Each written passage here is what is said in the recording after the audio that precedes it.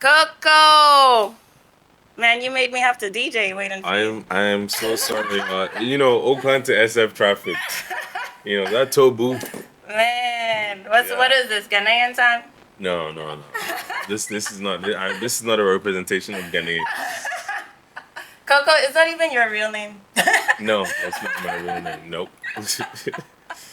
Would you like to tell the audience who you are? Like my name? Yeah. Oh.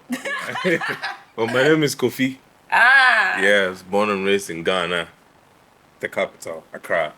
Okay. Yeah, so that's my real name. That's how I got Koko. It's like trying to figure out what a good DJ name is, and I just came up with that. I like it. It's very catchy. It's easy. It's easy. Yeah. Am I audible? Should I bring this closer to me? I think you should bring it closer because I don't know. The producer here has taken his time to set this whole thing up. Yeah. All right. So that. Well, he hasn't said I'm not audible, so I'm just gonna assume I am. So. Yeah, you should be fine. He said, "Speak up." Speak up. Okay. You're never on the mic when you DJ either. Right. So right, yeah. I assume that this is new for you. I would offer you a drink, but I notice about you that you don't drink alcohol. No, I don't. So would you like water? Water is fine. Yes. Thank you. When the producer is done. Yeah. When the producer is done, then we'll get you some water. So tell me, how and when did you start DJing? I started DJing in college. So I would say 2016, 2017. Yeah. So okay, actually, this is a story I tell a lot. So I get to college when I transferred to California here. Get to college. Two women I knew at that time, Indila and Kemi. I haven't kept up with Indila, so I'm not sure what's up, but Kemi still DJs. Nice. UK, Nigeria, everywhere. She just did a show in Miami too. But she gave me her hard drive, and then Indila gave me her controller. It was a small Numark controller at that time, and that's how I started. Numarks, man. People still use them. They still work. Yeah, I have one that I've given to someone. They just wanted to practice. So, but yeah, Numarks are. Fun fact about me: I had learned how to DJ on Virtual DJ. The software. Yeah, I feel like yeah, I've heard that a lot. Yeah. It works. And people still use them in the club too, so yeah. It works, man. It works. So like, tell me something else about you. I wrote questions, by the way. So, a lot of people don't know that DJing is not your actual day job. Right, yeah. So you're a data scientist. I wish it was. Eventually, we'll get there. Yeah. But so you're a data scientist. Does that help you with like DJing and producing? You're also a producer as well. Yeah, I think so. Like, I maybe I feel like maybe it helps analytically. Maybe I don't know. But also like I'm just an analytical person in general. So, but yeah, like a big part of data science for me is just like problem solving with data, and so yeah. How does that translate to DJing? I guess sometimes you have to come up with things on the fly. Yeah. And it takes quick thinking. So yeah, I guess problem solving. Problem solving, yeah. I can relate. Yeah, you can. Yeah. I can relate. I'm a data scientist myself. All right. So one more question about just like music and DJing in general. Right. How would you describe your sound? And like, who would you say have been your biggest influence for that sound?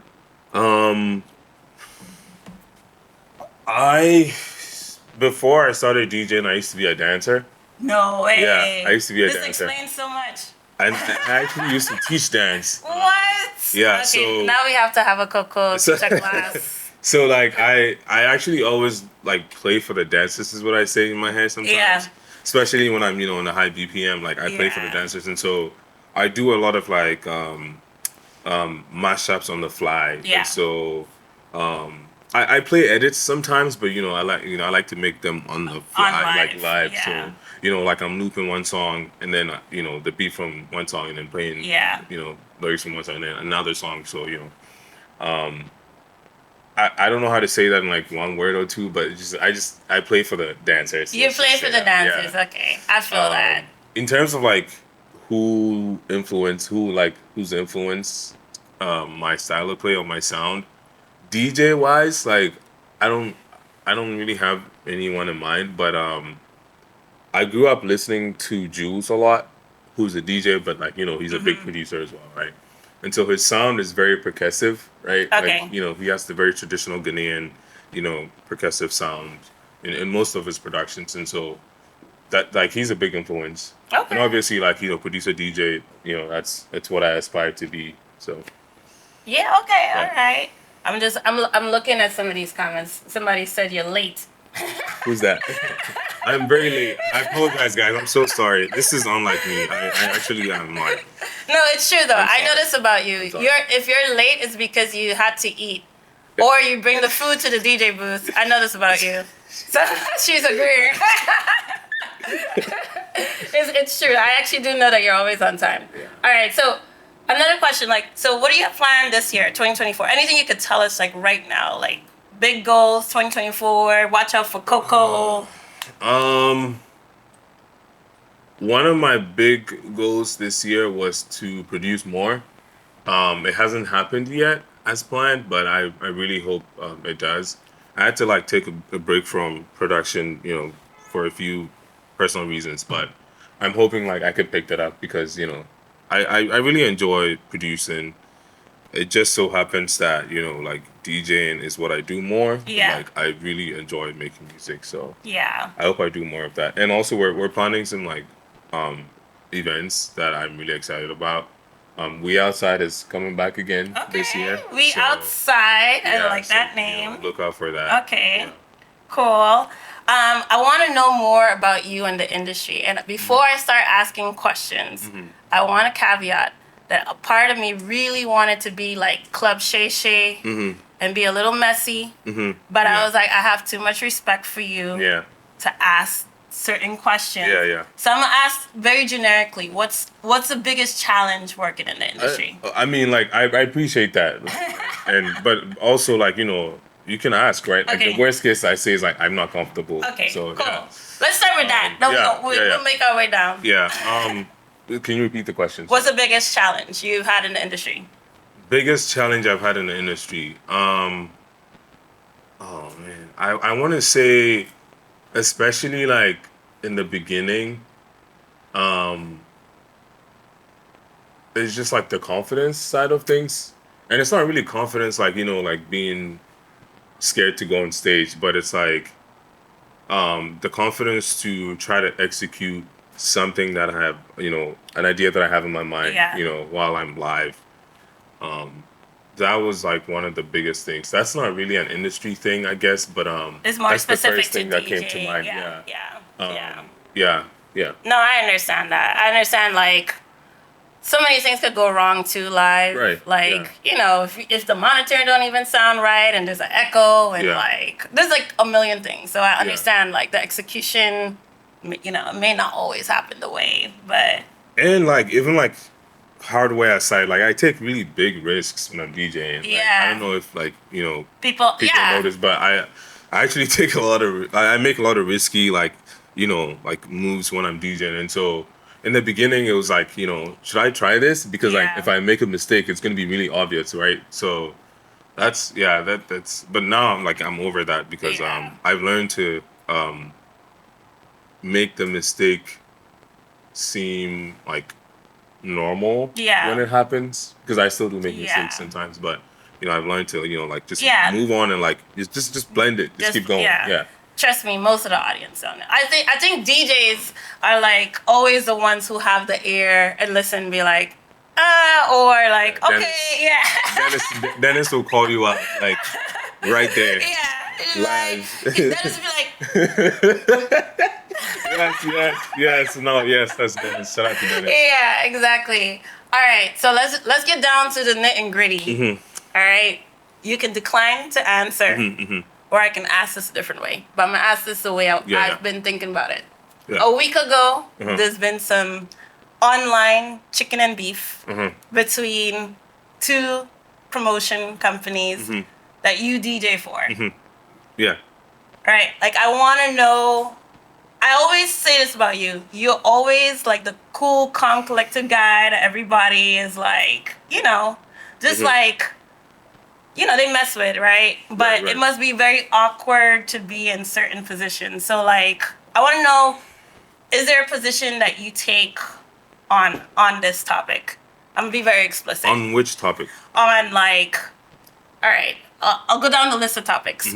One is taking a name variation and, like, using it for another event if it's not your brand.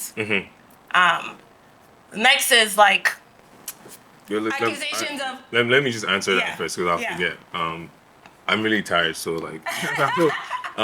so, taking a name, right? I think... So, first of all, I don't know, like, apparently, like, it's not obvious, but, like, I'm actually a resident DJ for Afrobeat Oakland. Like, officially, like, I am part of the brand. So, I'm a brand ambassador, like, I DJ with them. Yeah.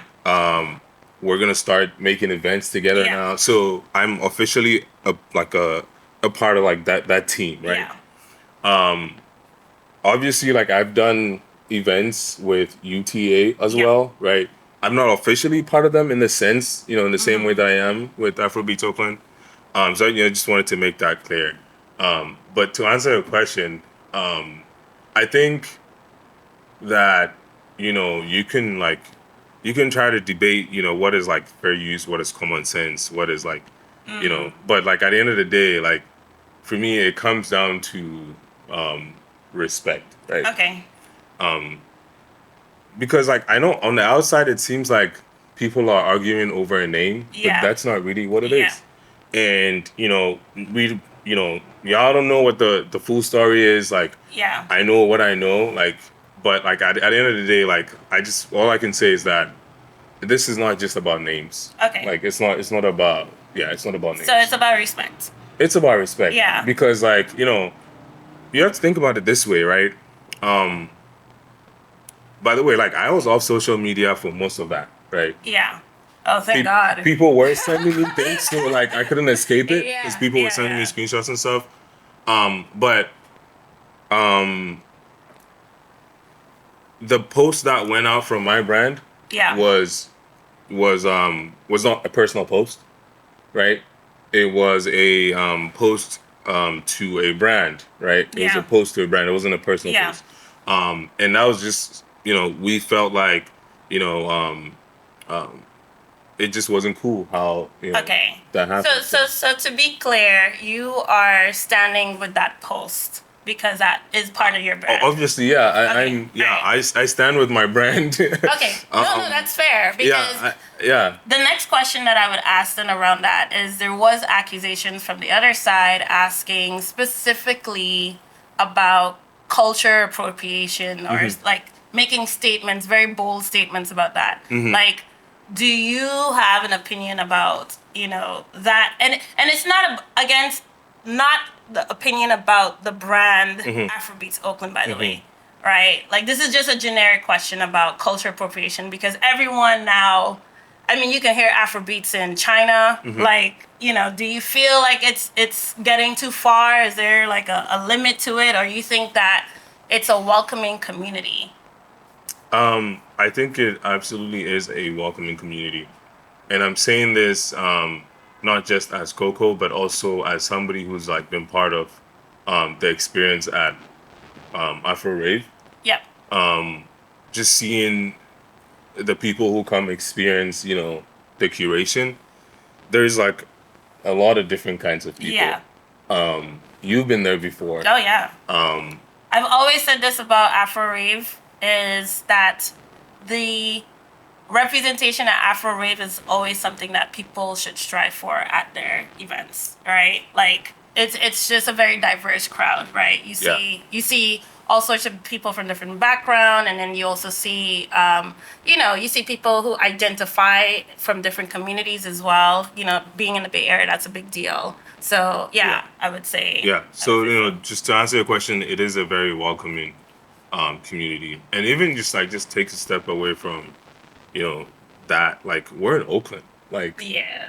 like I see this place as a melting pot. Like, it's so cosmopolitan, like it's inviting, it's welcoming. There's a lot of different kinds of people here.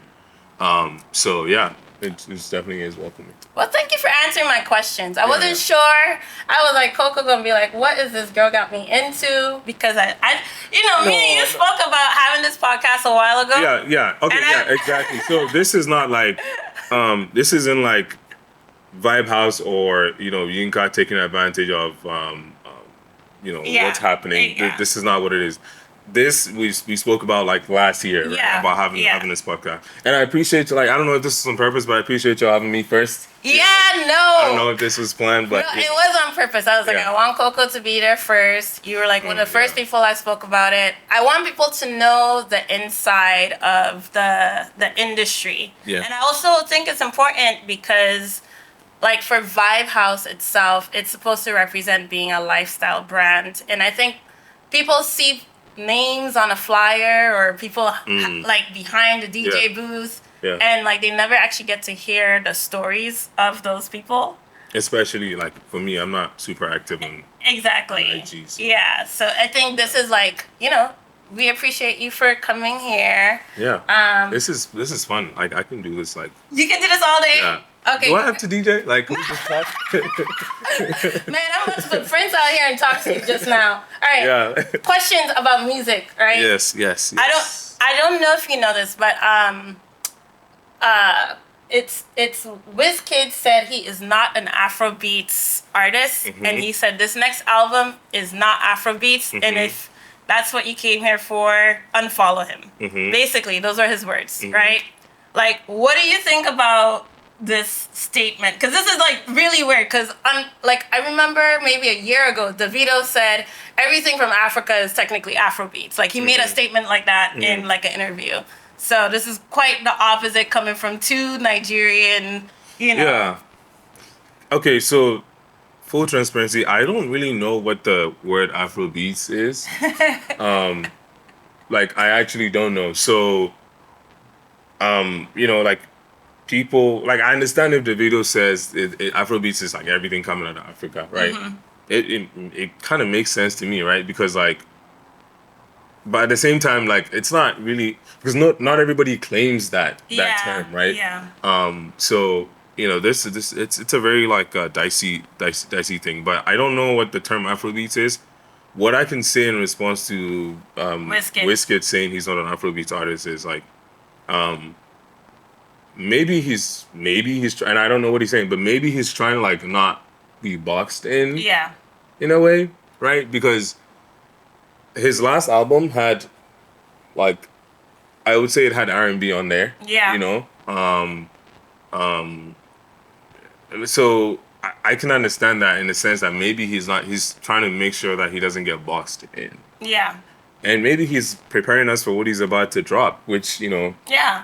may be different to people who are used to his sound, right? So, yeah, that's as much as I can say without, being in his mind, Yeah, I mean, like my personal opinion, I'm kind of with DeVito on the term here, because like, if you think about what pop music is, there's not actually, pop music is not a genre, actually. Right. It's like multiple genres that's just popular. Right. Popular, yeah. Exactly. It's literally what's popular. It's what's popular. Yeah. So like, I can understand being like, listen, Afrobeats is just African music that's popular. Like, it's Afro pop or like, it's Afro whatever, but people from Africa is saying it. Like, it doesn't make a difference. But I'm curious myself to hear his next album. So, same. I guess we'll wait. Same. Who are you listening to the most right now? Like, what album or, like, which artists are you, like, listening to? Excuse me. I've been listening to a lot of, like, Afro house because I'm getting ready for some sets that are coming up. So, I'm listening to Hardjacks. Shout out to Hardjacks. Okay. I'm listening to Black Coffee, of course. I'm listening to Cairo. I'm listening to a lot of Afro house artists. I'm also listening to a lot of gospel because I've needed that these past 2 weeks. So, you know, Tasha Cobbs, Kirk Franklin. Oh, wow. Yeah. Can we expect to hear some mashups with these people in some of your future sets? Like, what's... I mean, honestly, I never know what to expect from myself. So, like... Listen, church still bumps in clubs, by the way. So, like, let's not, you know, let's not forget. Yeah. So, all right. I have a DJ challenge for you, but before going into the DJ challenge, you have... I'm gonna let us do some shameless plugs, right? Okay. You have some events coming up. Okay. One thing I want to say about you, you always surprise me when you DJ, because to be honest with you, I always thought that you were just an Afrobeats DJ. I remember the first time I heard you play hip-hop, I was like, this guy plays hip-hop. Then I heard you do soca mashup, and I was like, okay, Koko's coming for everybody now, right? So next week, you're actually DJing at the secret party, right? Yes. You're going to play some R&B. Mm-hmm. People don't notice, like, you play other stuff outside of Afrobeats. I don't know if a lot of people know this. I do, yeah. Yeah, I do. Yeah, so you have that next week Friday. You also have other big things happen. Like, how many flyers, have you counted how many flyers your name is on? No, but it's a few. It's up there. It's a few. You are booked and busy. Thankfully, yes. You are booked and busy. Yeah, so you guys got Black Coffee coming also first Saturday of April. Yes, right? That's right. And then, I mean, I don't want to go down the whole list. I'm just thinking off the top of my head because these are, you know, the following week. Oh, you have an event tomorrow. I don't know, Saturday. You have an event Saturday. Yeah. As well. At Temple. Yep, Temple. Afrobeats to the World is coming to town. So Black Pages and the Screw will be in town, and we'll be supporting him on Saturday at Temple. And then we have the secret party at Cave. Mm-hmm. And then there's going to be Afro Rave on the first Saturday, as well as so before Afro Rave is the Black Coffee show, and then Afro Rave, and then I don't have my calendar here, so I'm backing up. But somebody call his secretary. But yeah, we have a lot of exciting shows coming up, y'all. We have a lot of exciting shows coming up. Yeah. No, this is nice.